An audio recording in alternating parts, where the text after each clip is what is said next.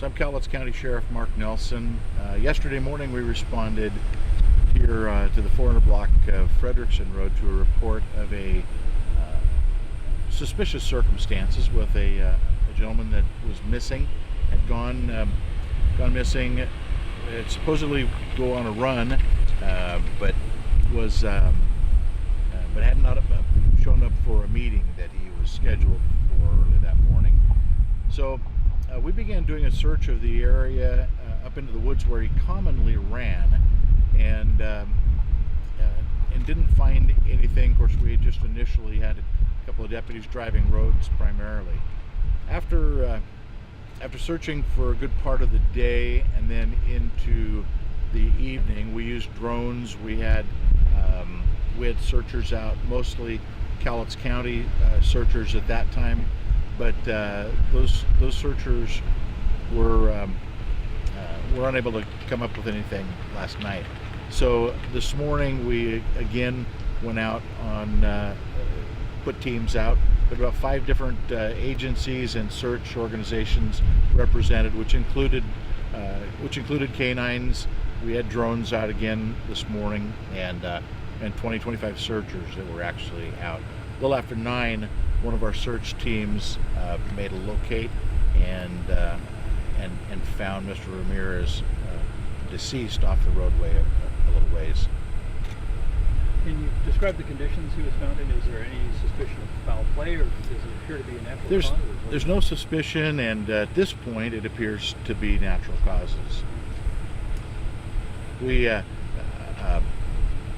He was kind of down behind a stump, so there wasn't really any, couldn't be seen last night. Last night we were primarily looking roads, some pretty specific areas where we thought it would be most likely if he was down or had a medical issue or something akin to that. So we had expanded our search area a little bit and had the guys looking a little further off road and off trail. So that's where he was located this morning. How unusual is that to happen? When you find somebody who just is that an unusual thing when somebody's running and just appears to find that? Well, it does happen, and it happens tragically, of course. But I think as the word says, no one knows the hour or the day. Did he have any obvious injuries, or did he hit his head, or was it?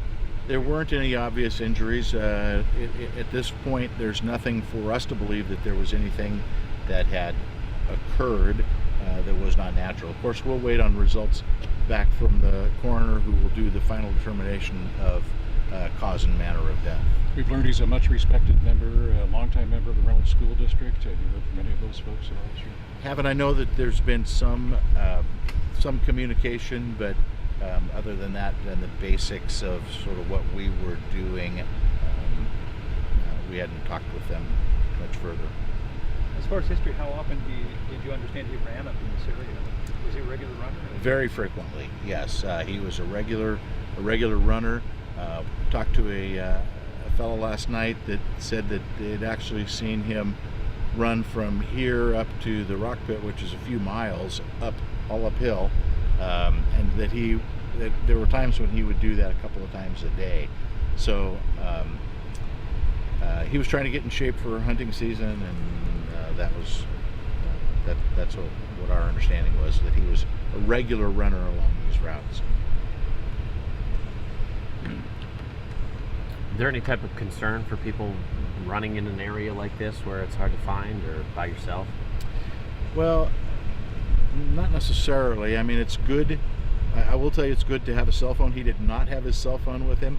It is good to carry your cell phone with you for no other reason. If you have a medical issue, we can ping the phone, and I think our search last week up at Blue Lake showed that, because we, of course, where the subject was ended up being found was in an area where we had last gotten a cell signal.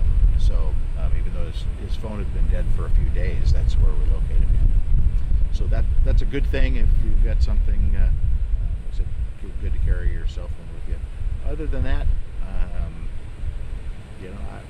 this is just one of those one of those strange things happens occasionally. It's tragic. We certainly feel for the family and the friends. He clearly had a lot of close family and friends, and so our condolences to them.